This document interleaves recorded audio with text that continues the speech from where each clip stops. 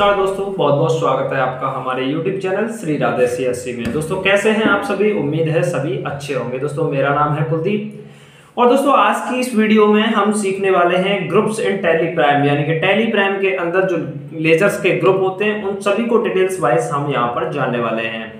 दोस्तों जैसे कि हम पिछली सभी वीडियोस में बेसिक अकाउंटिंग को क्लियर कर चुके हैं, जो हमारी मैनुअल अकाउंटिंग होती है, जनरल एंट्रीज होती हैं, उन सभी को हम कंप्लीट कर चुके हैं।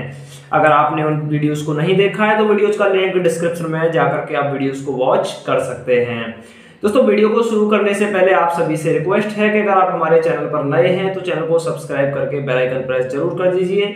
साथ में अगर आपको वीडियो अच्छी लगे तो वीडियो को लाइक और अपने दोस्तों के साथ शेयर जरूर कर दीजिएगा। दोस्तों चलिए बिना देरी किए वीडियो को शुरू करते हैं। दोस्तों सबसे पहले जैसे कि मैंने आपके लिए बताया कि हमारा जो टॉपिक है ये है ग्रुप्स इन टैली प्राइम, यानी कि टैली प्राइम के अंदर हम ग्रुप्स को जानने वाले हैं। ग्रुप्स के बारे में मैं आपको बता देता हूं। सबसे पहले यहाँ पर ग्रुप होते कितने हैं। देखिए टैली प्राइम के अंदर हमारे टोटल 28 ग्रुप्स होते हैं। जी हाँ, टैली प्राइम के अंदर टोटल हमारे 28 ग्रुप्स होते हैं, जिसमें से 15 हमारे प्राइमरी ग्रुप होते हैं और 13 हमारे सब ग्रुप्स होते हैं।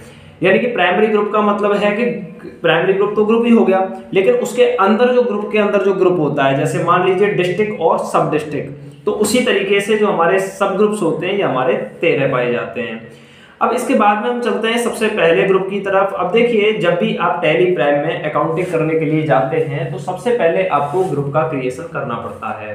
पहले मैंने आपको उस पर एक वीडियो भी बना दिया है कि किस तरीके से ग्रुप क्रिएट करना है, और फिर से मैं एक बार आपको बता देता हूं कि किस तरीके से आप ग्रुप को क्रिएट करेंगे। दोस्तों हम आ चुके हैं टैली प्राइम में। टैली प्राइम में आने के बाद आप देख सकते हैं यहाँ पर गेटवे ऑफ टैली में आपको सबसे पहला ऑप्शन मिल जाता है क्रिएट का। आप यहाँ पर देख सकते हैं क्रिएट ऑप्शन पे जैसे ही आप एंटर बटन प्रेस करेंगे, इसके बाद आपको यहाँ पर सेकंड ऑप्शन देखने के लिए मिल जाएगा लेजर का। आप यहाँ पर देख सकते हैं आपको डाउन एरो के साथ लेजर को सिलेक्ट करना है और एंटर बटन प्रेस करना है। आप देख सकते हैं यहाँ पर हमारा जो लेजर का इंटरफेस है ये खुल करके आ जाएगा। अब देखिए जैसे कि हम बनाना चाहते हैं बैंक अकाउंट से संबंधित लेजर, तो हमें सबसे पहले जैसे मान लीजिए हम यहाँ पर डालते हैं SBI बैंक अकाउंट। मैंने SBI बैंक अकाउंट डाल दिया है। इसके बाद जैसे ही आप एंटर बटन प्रेस करेंगे, फिर से एंटर बटन प्रेस करेंगे, अब आप साइड में देख सकते हैं यहाँ पर काफी सारे ग्रुप्स हमारे शो कर रहा है। अब इन्हीं को हम कहते हैं लेजर्स के ग्रुप। जी हाँ, लिस्ट ऑफ ग्रुप यहाँ पर शो कर रहा है। ये हमारे 28 ग्रुप्स होते हैं टोटल। अब सबसे पहला हमारा यहाँ पर दे रखा है बैंक अकाउंट ग्रुप। जी हाँ, बैंक अकाउंट, जैसे कि मैंने आपको बताया सबसे पहले बैंक अकाउंट ग्रुप। अब जैसे हम बैंक अकाउंट ग्रुप पर क्लिक करेंगे तो इसके बाद में एंटर बटन करते हुए आगे बढ़ेंगे, और आगे बढ़ने के बाद हम इस ग्रुप को सेव कर देंगे, लेजर को सॉरी, और यहाँ पर यस कर देंगे। आप देख सकते हैं यहाँ पर हमारा जो ग्रुप है लेजर है वो हमारा बन चुका है। जैसे ही हम ऑल्टर में जाएंगे और जाने के बाद यहाँ लेजर पर क्लिक करेंगे तो आप देख सकते हैं यहाँ पर हमारा SBI बैंक अकाउंट के नाम से लेजर बन चुका है। तो इस तरीके से हम यहाँ पर लेजर्स को क्रिएट करते हैं। अब सबसे पहले हम यहाँ पर जैसे हमारा टॉपिक है लेजर्स के ग्रुप के बारे में जानना, तो उस टॉपिक की तरफ चलते हैं। देखिए सबसे पहले बैंक अकाउंट ग्रुप आ जाता है। बैंक अकाउंट ग्रुप में वह सभी लेजर्स हमारे आते हैं, जैसे करंट का या सेविंग का, जैसे करंट अकाउंट है आपका या सेविंग अकाउंट है या फिर अदर कोई बैंक अकाउंट है, वह सभी हमारे जो लेजर्स हैं वह सभी बैंक अकाउंट ग्रुप के अंदर डाले जाते हैं। अब इसके बाद में हम चलते हैं आगे की तरफ। यहाँ पर आगे बढ़ने के बाद हमें यहाँ पर देखने के लिए मिल जाता है बैंक लोन। जी हाँ, अगर आप किसी बैंक से लोन लेते हैं तो उस कंडीशन में आपको किस ग्रुप में बैंक लोन को डालना होगा, तो ये चीज हम यहाँ पर समझ लेते हैं। अब देखिए यहाँ पर सबसे पहले आपको बता देता हूँ मैं, यहाँ पर दो तरह के आपको ग्रुप देखने के लिए मिलते हैं, बैंक OD और बैंक OCC। ये है तो दरअसल दोनों लोन के लिए, लेकिन इनमें थोड़ा सा अंतर है जो मैं आपको आने वाली आगे की क्लासेस में बता दूंगा। ठीक है, अगर आप किसी भी तरह का लोन लेते हैं तो फिलहाल के लिए आपको बैंक OD ग्रुप में ही इंसर्ट करना है उसे। जैसे अभी हम चलते हैं टैली प्राइम में और वहां पर समझते हैं कि बैंक लोन का आपको किस तरीके से लेजर क्रिएट करना है। देखिए हम आ चुके हैं टैली प्राइम में और यहाँ पर हम क्रिएट पर क्लिक करेंगे, और क्रिएट पर क्लिक करने के बाद यहाँ पर हमारे लिए लेजर का ऑप्शन मिल जाएगा। हम यहाँ पर लेजर क्रिएट करेंगे। अब जैसे मान लीजिए हम यहाँ पर बैंक लोन के नाम से बनाने वाले हैं। ठीक है, बैंक लोन अकाउंट यहाँ पर हम बनाने वाले हैं। तो बैंक लोन का अकाउंट बनाने के लिए हम यहाँ पर एंटर बटन प्रेस करेंगे लेजर के लिए। अब ये हमसे बोल रहा है नेम इज ऑलरेडी एग्जिट, यानी कि ऑलरेडी बैंक लोन के नाम से बना हुआ है। तो हम यहाँ पर बना लेते हैं SBI बैंक लोन। ठीक है, SBI बैंक लोन। ठीक है, SBI बैंक लोन अकाउंट के नाम से मैं इसको बना रहा हूँ। एंटर बटन प्रेस करेंगे, इसके बाद एंटर बटन प्रेस करेंगे। अब आप साइड में देख सकते हैं यहाँ पर लेजर का हमारे लिए लिस्ट खुल के आ गई है। अब इसमें आपको सबसे पहले बैंक अकाउंट का आपको देखने के लिए मिल जाएगा, बट ये बैंक अकाउंट नहीं है, ये हम लोन के लिए अप्लाई कर रहे हैं, अपनी जो कंपनी की शुरुआत कर रहे हैं या फिर कंपनी के लिए किसी भी काम के लिए हम लोन खरीद रहे हैं, लोन ले रहे हैं सॉरी, तो उसके लिए हमें यहाँ पर बैंक OCC या बैंक OD का सिलेक्शन करना होता है। बैंक OCC और बैंक OD में क्या अंतर होता है आने वाली वीडियोस में हम कंप्लीट करेंगे, लेकिन फिलहाल के लिए आपको बैंक OD सिलेक्शन करना है। ठीक है, यहाँ पर आप लिमिट वगैरह जो भी चीजें हैं ये आप यहाँ पर फिलअप कर सकते हैं। एक चीज और ध्यान दीजिएगा, यहाँ पर देखिए बैंक OD की जगह अगर हम बैंक OCC भी सिलेक्ट करते हैं तब भी बैंक OD ही शो करेगा। आप यहाँ पर देख सकते हैं बैंक OD ही शो करेगा, क्योंकि ये हमारा एक कर्ज है, लायबिलिटी है तो दोनों लोन की कैटेगरी, लेकिन यहाँ पर थोड़ा सा इनमें अंतर है जो हम आगे समझ लेंगे। ठीक है, तो इस तरीके से हमें बैंक OD को यहाँ पर सिलेक्शन करना है। एंटर बटन करते हुए आगे की तरफ आएंगे और यहाँ पर इस लेजर को हम सेव कर देंगे। देखिए हमारा ये लेजर भी क्रिएट हो चुका है सक्सेसफुली। इसके बाद हम आगे की तरफ, आगे के लेजर की तरफ चलते हैं। देखिए यहाँ पर अब इसके बाद में आपका बैंक लोन के बाद में यहाँ पर आता है लोन के टाइप के बारे में। अब देखिए यहाँ पर कुछ अदर लोन होते हैं, जैसे सबसे पहले आता है सिक्योर्ड लोन। यहाँ पर एक ग्रुप आपको देखने के लिए मिल जाएगा टैली में, सिक्योर्ड लोन। अब देखिए सिक्योर्ड लोन क्या होता है, ये चीज जानना सबसे पहले बहुत जरूरी है। मैं आपको बता देता हूँ। देखिए बैंक को छोड़कर किसी वित्तीय संस्था से लिया गया लोन, जो हमने पहले बैंक OD में जो ग्रुप डाला था, बैंक OD ग्रुप हमारा उसके लिए होता है जब हम किसी बैंक से लोन ले रहे हैं।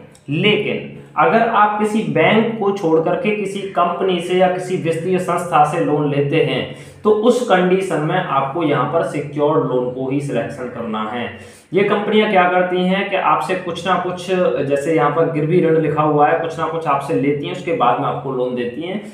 इनकी कंडीशन ये होती है कि आप हमारा लोन ब्याज सहित वापस कर दें और अपना जो भी प्रोडक्ट, जो भी चीज़ें आपने रखी हुई हैं इनके पास, वो चीज़ें आप वापस ले सकते हैं। तो ये होता है हमारा गिरवी ऋण, इसको बोला जाता है आपकी भाषा में। तो ऐसी कुछ कंपनियां हैं जैसे गोल्ड लोन हो गया, बजाज लोन हो, बजाज फाइनेंस हो गया, ये काफ़ी सारी कंपनियां हैं जो सिक्योर्ड लोन देती हैं। सिक्योर्ड का मतलब ये सिक्योरिटी चार्ज की तरह कुछ चीज़ें ऐसी होती हैं जिन्हें अपने पास रखती हैं और जैसे ही आप इनका लोन चुका देते हैं उसके बाद ये आपको वापस कर देती हैं। अगर आप ऐसी किसी संस्था से लोन लेते हैं तो आपको उस कंडीशन में सिक्योर्ड लोन ग्रुप को सिलेक्शन करना होगा। इसके बाद नेक्स्ट हमारा लोन आता है अनसिक्योर्ड लोन। अब आप यहाँ पर देख सकते हैं अनसिक्योर्ड का मतलब आप समझ सकते हैं कि इसमें कोई भी सिक्योरिटी नहीं देनी होती है। अब इसमें आप देख सकते हैं ऐसे लोन जो किसी रिश्तेदार या मित्र या किसी अन्य आउटसाइड पार्टी से लिए जाते हैं अनसिक्योर्ड लोन कहलाते हैं। मतलब इनमें कोई भी सिक्योरिटी नहीं दी जाती है। ऐसे लोन जो हमारे किसी रिश्तेदार से लिए हुए हैं या किसी मित्र से लिए हुए हैं या फिर किसी अदर व्यक्ति से लिए हुए हैं, जिनमें हमने कोई सिक्योरिटी पर नहीं दिया है, कोई चीज़ हमने उनको नहीं दी है कि इसके बदले में ये चीज़ ले लीजिए, जैसे हम आपका पैसा वापस कर देंगे तो हमारी ये चीज़ वापस कर देना। तो ऐसी कोई इनमें कंडीशन नहीं होती है। या फिर अगर सिंपल भाषा में समझें तो वो ऐसे लोग जो आपका कोई भी लीगल एक्शन नहीं ले सकते हैं। तो ऐसे लोगों द्वारा ली गई लोन को हम अनसिक्योर्ड लोन की कैटेगरी में रखते हैं। तो ये हमारे दो ग्रुप हो जाते हैं। अब इन दोनों ग्रुप के लेजर्स को क्रिएट करके मैं आपको बता देता हूँ।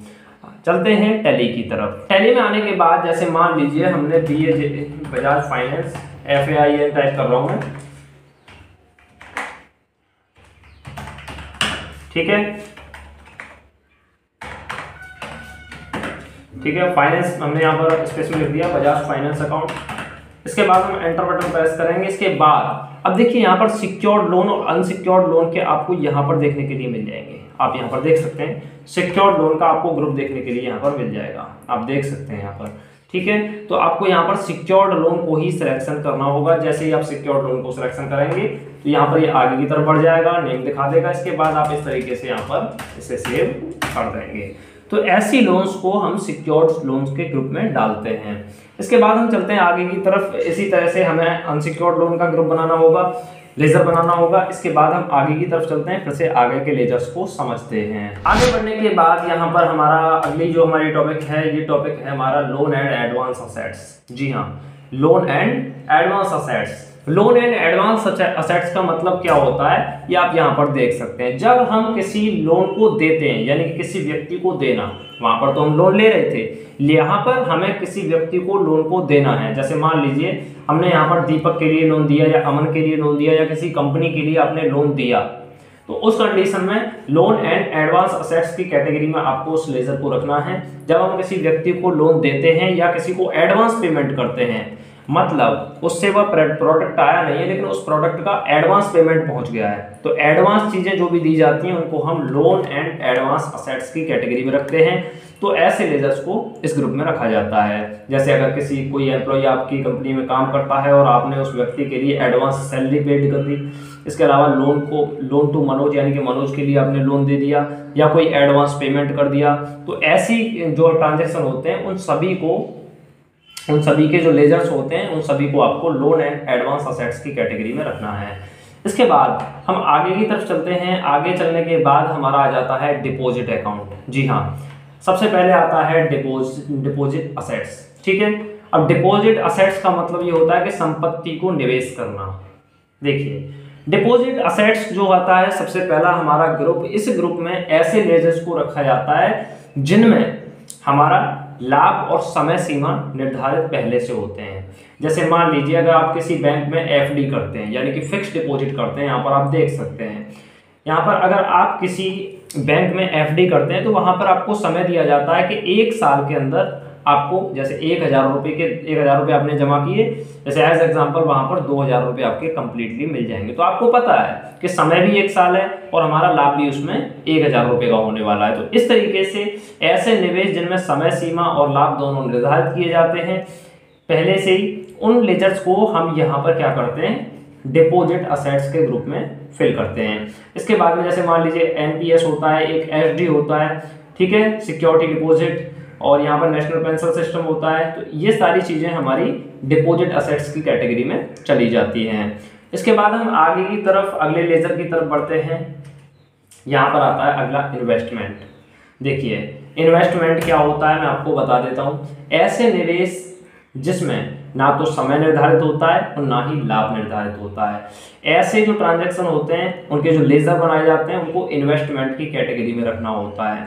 जैसे इन्वेस्टमेंट इन शेयर्स। अब शेयर में ना तो आपको ये पता है कि कितना समय बाद आपको कितना लाभ मिलेगा, कितना समय लगेगा, लाभ होगा या हानि होगा, कुछ नहीं पता। ठीक है, तो ऐसे जो ग्रुप लेजर्स होते हैं उनको हम इन्वेस्टमेंट ग्रुप में रखते हैं। जैसे लॉटरी हो गया, इन्वेस्टमेंट इन शेयर हो गया, ऐसे सभी ग्रुप्स को हम इस कैटेगरी में रखते हैं। इसके बाद आगे की तरफ चलते हैं। आगे की तरफ चलने के बाद यहाँ पर आ जाते हैं आपके एक्सपेंसेस। जी हाँ, एक्सपेंसेस आप यहाँ पर देख सकते हैं। एक्सपेंसेस क्या होते हैं, सबसे पहला आपका एक्सपेंसेस का ग्रुप आता है डायरेक्ट एक्सपेंसेस ट्रेडिंग साइड में। ठीक है, अब यहाँ पर देखिए डायरेक्ट एक्सपेंसेस का मतलब क्या होता है कि डायरेक्टली खर्चे होना। ऐसे खर्चे जो आपकी फैक्ट्री से संबंधित होते हैं, ऐसे खर्चे जो आपकी फैक्ट्री से संबंधित होते हैं। जैसे मान लीजिए कि मैन्युफैक्चरिंग, कोई भी चीज बनाई जा रही है आपकी कंपनी में, उसका जो खर्चा है, उसका जो लेजर बनेगा, उस लेजर को हम डायरेक्ट एक्सपेंसेस में रखेंगे। इसके बाद में डायरेक्ट ट्रेडिंग। ठीक है, इसके बाद डायरेक्ट ट्रेडिंग एक्सपेंसेस, ऐसे खर्चे जो हमारी फैक्ट्री में होते हैं, जैसे बिल का हो गया, इलेक्ट्रिसिटी बिल होता है, वह भी हमारा डायरेक्ट एक्सपेंसेस में आता है, क्योंकि डायरेक्टली बिजली खर्च कहाँ हो रही है, हमारी फैक्ट्री में हो रही है, और डायरेक्ट खर्चा हो रहा है हमारा, इनडायरेक्टली नहीं हो रहा है। डायरेक्टली हमारा जो खर्चा हो रहा है उसको डायरेक्ट एक्सपेंसेस में रखा जाएगा। इसके बाद आगे की तरफ बढ़ने के बाद हमारे सामने आ जाता है, यहाँ पर आप देख सकते हैं डायरेक्ट एक्सपेंसेस के बाद आगे की तरफ बढ़ते हैं। यहाँ पर एग्जाम्पल भी देख सकते हैं आप इसके, जैसे बिजली का बिल हो गया, फैक्ट्री का रेंट हो गया, वेज हो गया। इसके बाद में आगे की तरफ बढ़ने के बाद हमारे लिए इनडायरेक्ट एक्सपेंसेस मिल जाते हैं, जो हमारे पी एंड एल यानी कि प्रॉफिट एंड लॉस साइड में आते हैं, डेबिट साइड में।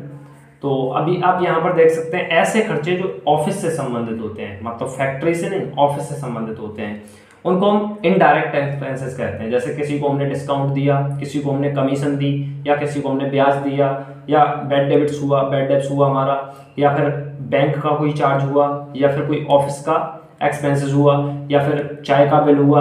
ऐसे बिल, ऐसे जो पेड होते हैं पैसे होते हैं, उनको हम इनडायरेक्ट एक्सपेंसेस में रखते हैं, ऐसे खर्चे। ठीक है, तो इसके बाद आगे की तरफ चलते हैं। आगे की तरफ चलने के बाद यहाँ पर आ जाता है हमारा इनकम अकाउंट। जी हाँ, indirect income P and L credit side में रखी जाती है। अब देखिए यहाँ पर आप देख सकते हैं ऐसी आय जो हमें माल बेचने के अलावा हमें प्राप्त होती है, मतलब आपकी फैक्ट्री में जो माल की सेलिंग हो रही है उससे अलग जो इनकम प्राप्त होती है। जैसे मान लीजिए आपकी कोई रेंट है, मान लीजिए आपने कोई शॉप बना रखी है जो रेंट पर आपने दे रखी है फैक्ट्री के अलावा, उनका जो पैसा होता है ये भी हमारा इनडायरेक्ट इनकम में आता है। इंटरेस्ट अकाउंट, इंटरेस्ट रिसीव यानी कि हमारा जो ब्याज है वो भी रिसीव, किसी से हमें डिस्काउंट रिसीव हुआ, तो ये हमारे इनडायरेक्ट इनकम की कैटेगरी में आ जाते हैं। और डायरेक्ट इनकम की कैटेगरी में कौन से आते हैं आप अच्छे तरीके से समझ गए होंगे। ऐसे लोग जो इनकम जो हमें माल बेचने से फैक्ट्री से प्राप्त होती है, तो उसको हम डायरेक्ट इनकम के नाम से जान सकते हैं। इसके बाद आता है आपका टैक्स अकाउंट। जी हाँ, अब टैक्स अकाउंट क्या है आप देख सकते हैं। टैक्स अकाउंट में आपका जो ग्रुप पाया जाता है वो होता है ड्यूटीज एंड टैक्स। अब ड्यूटीज एंड टैक्स का मतलब है कि आपका जो जितने भी टैक्स होते हैं, जैसे जीएसटी हो गया, टीडीएस हो गया, कैश हो गया, यहाँ पर वेट हो गया, ये सभी जो टैक्स होते हैं जो आपकी कंपनी के जाते हैं, उनको हम tax and duties and tax वाले ग्रुप में रखते हैं। मैं आपको आने वाले वीडियोस में ये सारी चीज़ें और अच्छे तरीके से समझा दूंगा, कौन कौन से ग्रुप हमारे किस तरीके से बनाने हैं।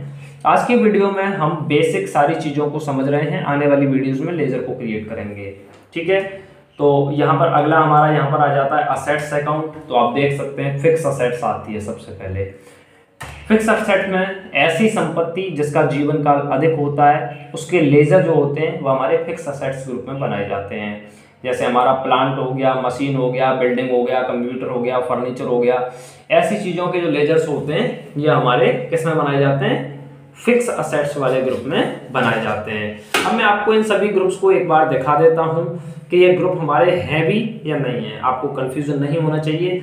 अभी मैंने ये ग्रुप्स कंप्लीट नहीं किए हैं, आने वाली वीडियो में कंप्लीट करूंगा, क्योंकि वीडियो काफ़ी लंबी हो जाती है, स्टूडेंट्स ज़्यादा लंबी वीडियो नहीं देख पाते हैं। ठीक है, तो मैं आपको एक बार ग्रुप दिखा देता हूँ टैली के सभी। देखिए यहाँ पर आप देख सकते हैं बैंक अकाउंट, आप देख सकते हैं बैंक अकाउंट भी हमारा मिल गया। यहाँ पर साइड में चलते हैं, बैंक अकाउंट आप देख सकते हैं, बैंक ओसीसी देख सकते हैं, बैंक ओडी देख सकते हैं, बैंक डिवीजन आने वाली वीडियो में कंप्लीट करेंगे। कैपिटल अकाउंट आप अच्छे तरीके से जानते ही हैं कि जो पूंजी होती है उससे संबंधित जो लेजर बनेंगे हमारे कैपिटल अकाउंट में बनेंगे, और कैपिटल अकाउंट का लेजर ही कैपिटल अकाउंट में बनता है। Cash in hand, current assets, current liabilities, deposit assets, direct expenses, direct income, duties and tax, expenses direct, expenses indirect, fix assets, income direct, income indirect, income indirect expenses. और नीचे की तरफ चलते हैं तो नीचे की तरफ आप देख सकते हैं यहाँ पर इन्वेस्टमेंट भी आपको देखने के लिए मिल जाता है। Loan and advance assets, loan and liability, यहाँ पर ओनली लोन के नाम से भी मिल जाता है।